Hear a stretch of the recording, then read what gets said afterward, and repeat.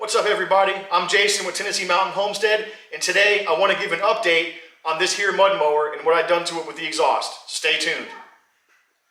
If you're following along on this build, then you'll know that I had, from what I thought was, some extremely rich issues with the fuel mixture the last couple days. Well, it turns out it was something completely unexpected. So if you notice on this muffler here, I've made a modification to this muffler. That's a piece of steel with some tabs I made, and it's riveted on the front. And I'll explain that right now. Here's a simple drawing that I've created showing what was going on. So here's my engine, and as you can see, the muffler on this mower is facing forward. And as I ride down the street, the faster I go, the air incoming gets forced into the mouth of the muffler. Now, this cone right here and this baffling inside the street bike muffler, it gets pretty hot.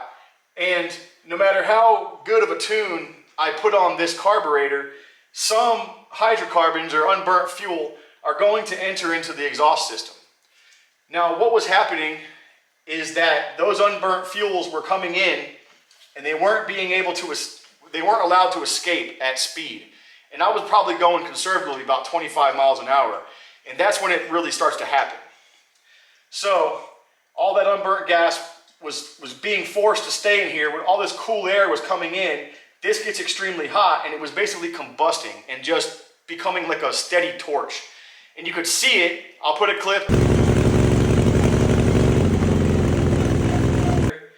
You could see a steady flame just coming out of the front of this thing, and it would stop. It would go out as soon as I slowed down and let off the throttle some, and it would run normally again.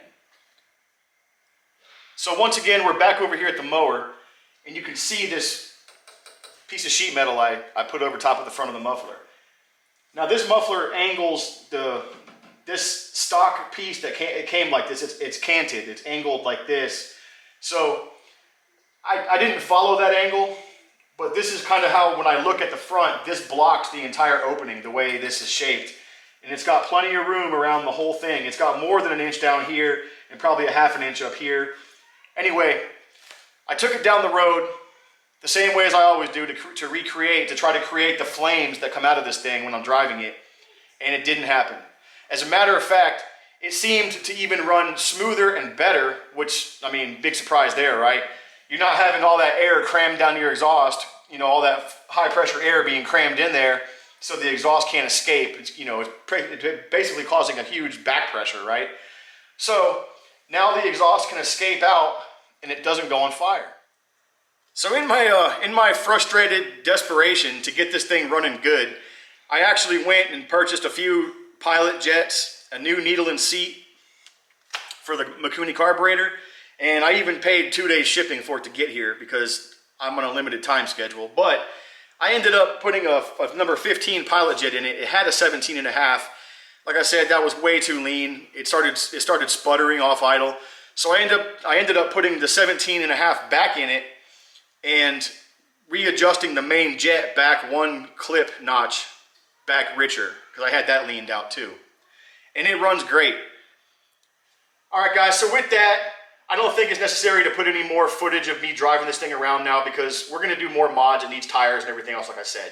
But having said all that, this thing does not blow flames out of the exhaust anymore. So if you're following along, as you know, I posted a video late last night about how I had fixed the fuel system and this problem was solved. Well, it wasn't. I'm not taking that video down because the modifications I made to it in that video helped a lot, especially the return fuel. There definitely was excess fuel pressure going into the carburetor, and that flame was even worse before I did that. So I drove it to my neighbor's house last night, and on the way back from his house is when I saw the flames, and it was completely dark outside, and it was like a firework just going off the whole time down the road for like 30 seconds. So like I said, guys, I appreciate all the likes, subscribes, and comments. If you have any comments, please leave them below. You know, if you have any knowledge that I could benefit from, or if you're benefiting from this kind of stuff, let me know. Either way, I'm Jason, Tennessee Mountain Homestead, and I'll see you on the next one.